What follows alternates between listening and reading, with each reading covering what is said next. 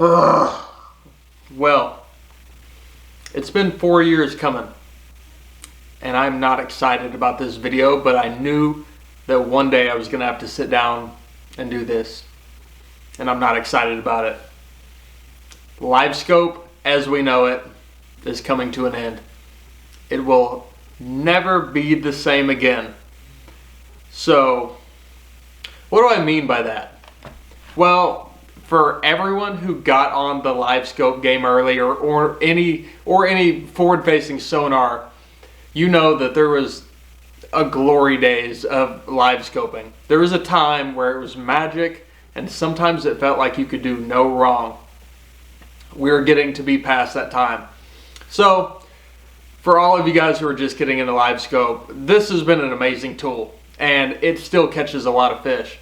But the last 4 years or so have been one of the biggest changes that have ever happened in fishing. I mean, it's like you think back on the days when we had the chatterbait came out and the Cinco and these revolutionary baits that were different than these fish had ever seen, and they completely chewed these baits. Well, now we got the forward-facing sonar technology that let us target fish that had never been targeted, and they were like new fish. They were dumb. We were fishing in places where they had never seen baits presented, especially the way that we were able to present them with this kind of technology. And that time has come to an end. So I want to talk a little bit about it. I also want to talk about the things that I'm doing to combat all the new pressure on these fish that have never been fished for. They're changing, they're not eating as well, and there are a few things that you can do to make these fish eat still. But we're past the glory days. So if you're just getting into LIVESCOPE, don't worry, it's not too late. It is still a tool in the toolbox. I use it all the time. It's still phenomenal in the winter. It completely changed how I winter fish, and I still use it. But the fish are getting smarter, and those times when it maybe wasn't the right thing to be doing, but there was still fish to be caught, is getting tougher because now you're splitting up the fewer fish with other people. And when there are large groups of fish, now everyone's finding them, right?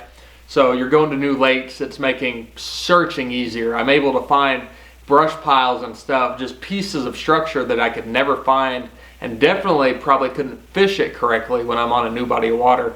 And it's making these lakes fish way smaller. It's taking the secrets away out of the industry. It's taking the secret spots away. It's also adding new spots in.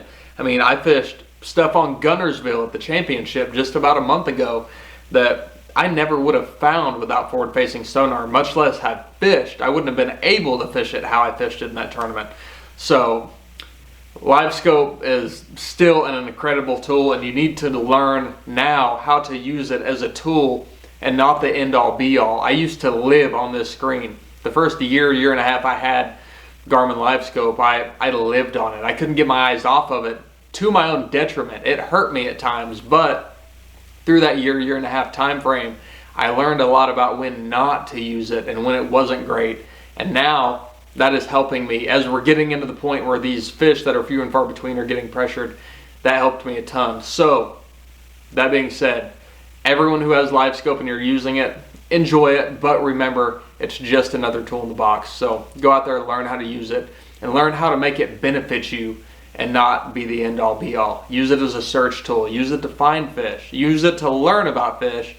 But when those fish aren't there, don't live and die by it, because it's not always the best tool anymore. And it's not, I don't know. It's changing. It has changed a lot in the last 4 years. I've seen, especially with these small lakes in Oklahoma where I live, some of the lakes that I thought were the best lakes in the state are no longer the best lakes in the state. They have been pressured to the point where it's almost not impossible, but it's very difficult to go out and catch a bass LIVESCOPing because they're small, and they've been so educated because lots of people know that fish live in those lakes where they're getting hard to catch. I mean, I have one lake specifically that my second trip ever with LIVESCOPE, I caught 36 pounds, and I did not know what I was doing whatsoever.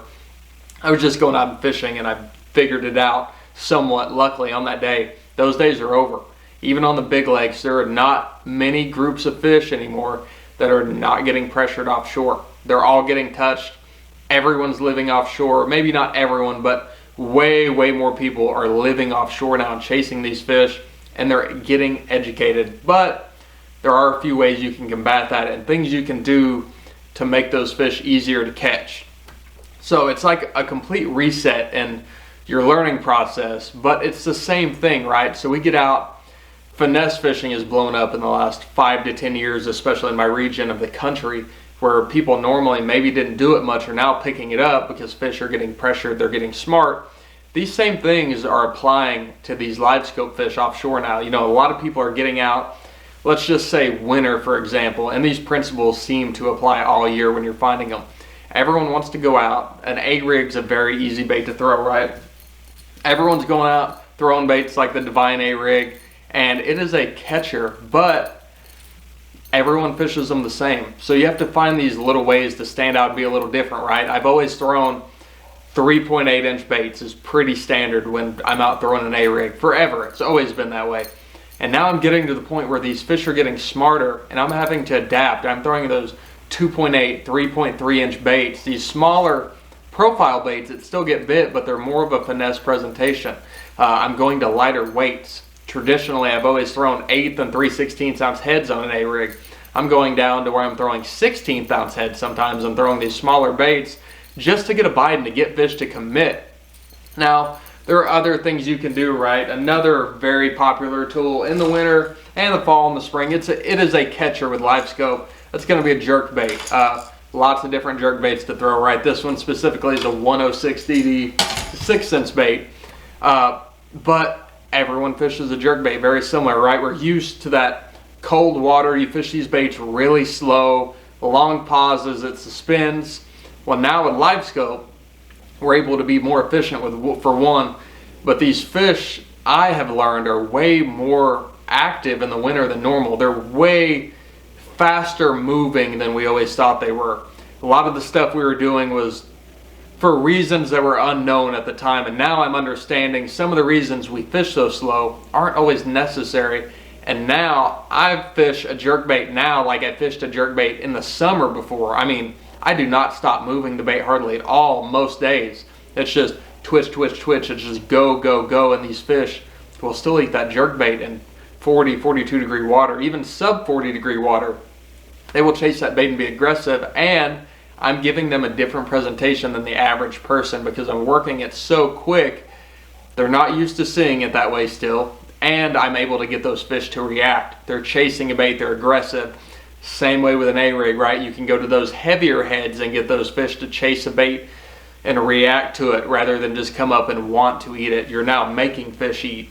Before LiveScope really blew up, these fish some days felt like they would eat anything you put around them because they were just not getting fished for. You could fish whatever A-rig you wanted. Color didn't matter that much. Size was not a huge deal, and it's starting to change. Same thing, let's talk about some summer stuff that I've always done. It's the same principles. I always go, the main things I look at is the size of the bait and the speed, whether that's the rate of fall or how fast I'm moving it. I've learned to try to stay out of that middle ground, and you want to stay in the edges, right?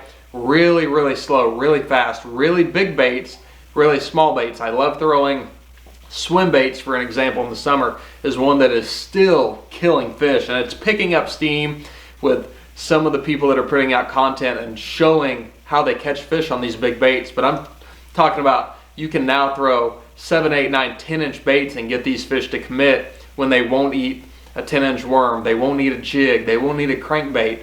You can throw these massive baits that they're not used to seeing and they will still eat, and it's incredible. And I'm sure plenty of you guys have had those experiences, and if you keep up with how I fish, I throw a lot of big swim baits in the summer. But there's the flip side. That's my reaction bait that I throw in the summertime, is those big glide baits. When they're not eating, what a lot of people don't see is that I downsize to a drop shot. I'll throw those 4, 5, 6 inch baits, and I'm throwing them on incredibly light weights. I fish these small baits really slow. I'm going to tell you guys right now, and I don't talk about it much, and I'm scared to talk about it because it's really benefited me greatly. But these small baits will still catch big fish. But the secret is that you have to fish them incredibly slow, really light weights, long pauses on the bottom.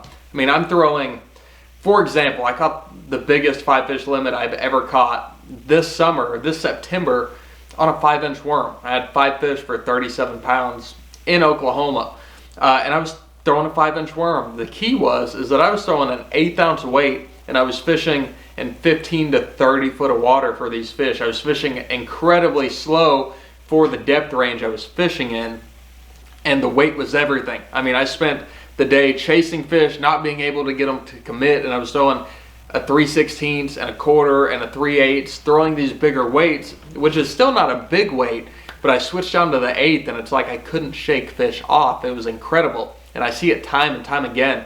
Really slowing down when you're throwing these small baits for big fish it's the key. I mean, there's no way around it. I see it time and time again. I've caught 7, 8, 9 pound fish throwing these finesse presentations for these big bass, and they eat it, but the key is fishing really slow.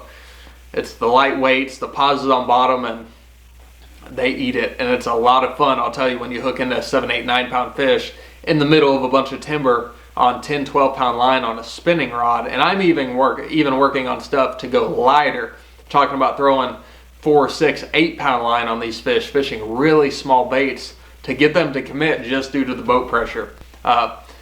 And it's a real big key, I promise. You guys really have to go try it out, especially in the summertime. I know a lot of people finesse fish, but not many people finesse fish really, really slow, and it flat out catches big ones.